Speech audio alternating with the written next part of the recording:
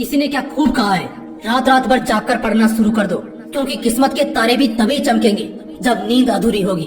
आज के टाइम पर किताबें महज दिखावे के लिए बच रही हैं। उन्हें पढ़ना कोई नहीं चाहता। सब चाहते हैं कि कोई ऐसी दवा या कोई ऐसी जड़ी बूटी मिल जाए कि इन किताबों को एक ही बार में घोलकर पी जाए। मगर अफसोस, ऐसा हो नहीं सकता। पढ़ाई ना करने के पीछे लाख कारण हो सकते हैं। दिन भर टीवी देखना, गेम्स और इंस्टाग्राम पर अटके रहना, सोते रहना या किसी की याद में रोते रहना, ऐसे हजारों कारण हैं पढ़ाई ना करने के पीछे। लेकिन एक ऐसा कारण भी है जो इन सभी कारणों को रिप्रेजेंट करता है। इनफैक्ट इन सभी कारणों का बाप है, और वो कारण है पढ़ाई में मन ना लगना। ये सबसे बड़ा रोना है जो देश का लगभग हर स्टूडेंट रोता है कि वो पढ़ना तो चाहता है, लेकिन उसका पढ़ने में मन नहीं लगता, पढ़ने का मन नहीं करता। एक बात हमेशा याद रखना दोस्त, तेरे जीवन में अगर किताबों का घोल होगा तभी तेरी जिंदगी का कोई मोल होगा। इन सभी बातों को समझता हर कोई है, लेकिन बावजूद इसके इस मसले का हल नहीं जानता। तो आज के इस वीडियो में मैं आप सभी को 5 ऐसे रामबाण टेक्निक्स से इंट्रोड्यूस कराऊंगा जिन्हें अगर आपने समझ लिया तो आपकी स्टूडेंट लाइफ न सिर्फ बेहतर होगी बल्कि आपके लिए पढ़ाई बहुत ज्यादा इंटरेस्टिंग और मजेदार भी हो जाएगी। Point number 1, stay motivated internally. हमेशा अंदर से मोटिवेट रहो। जब तक शरीर में मोटिवेशन न हो तब तक शरीर बेजान लगता है। ऐसे में पढ़ाई जैसे फैक्टर को आप नजरअंदाज नहीं कर सकते। जब तक आपके शरीर में एक ऊर्जा, एक जोश नहीं होगा, पढ़ाई तो क्या दुनिया के किसी भी काम में आपका मन नहीं लगेगा। तो ऐसे मोमेंट में सबसे पहला काम आपको यही करना है कि आपको अंदर से यानी कि दिल से मोटिवेटेड रहना है। इसलिए जब भी आप पढ़ने बैठे उससे पहले कोई मोटिवेशनल कहानी पढ़े।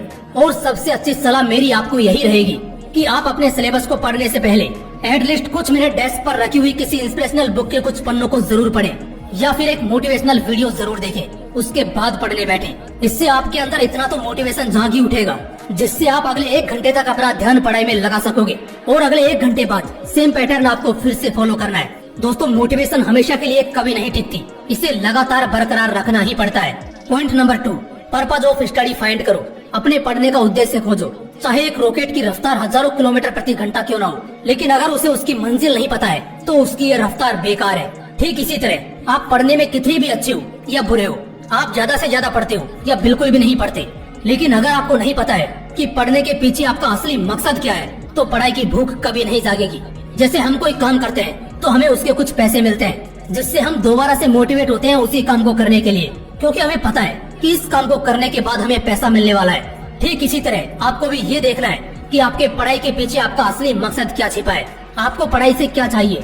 जवाब तो लाखों में है। एक बेहतर जिंदगी, बेहतर life style, socially, financially and mentally मजबूत होना, और भी बहुत कुछ। और सबसे खास अपने माँ बाप की उम्मीदों पर खरा उतरना। तो बस इन्हीं बातों का ध्यान रखना है और रुकना कभी नहीं है। इन चीजों को लिखना है और पढ़ने से 5 मिनट पहले इन सभी को दिल से पढ़ना है। Point number 3, make your mood sign and syllabus fine. अपना मूड यानी अपनी मनोदशा ठीक रखो। पढ़ने का दिल तब करेगा जब दिल खुश होगा, और पढ़ाई को तुम बोझ की तरह नहीं बल्कि अपॉर्चुनिटी की तरह देखोगे।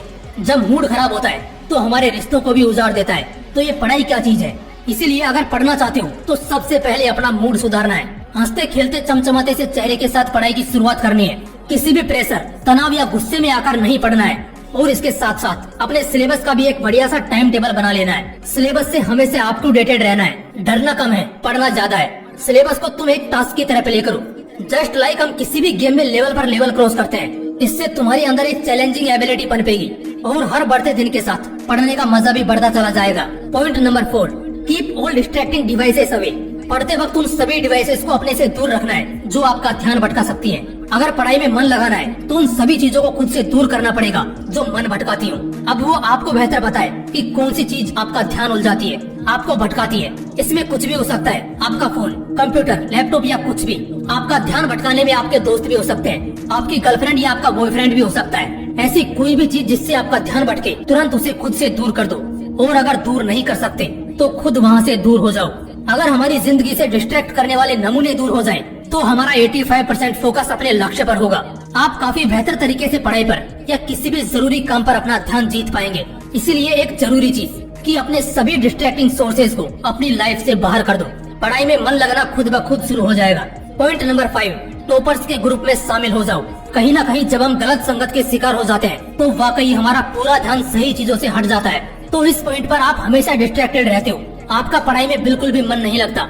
लेकिन अगर आप किसी ऐसे ग्रुप में शामिल होते हैं जहाँ हमेशा पढ़ाई की और क्रिएटिविटी की बातें होती हो, तो वहाँ से आप कैसे भटकोगे। और ऐसा एनवायरनमेंट आपको सिर्फ टॉपर्स के ग्रुप में ही मिलेगा।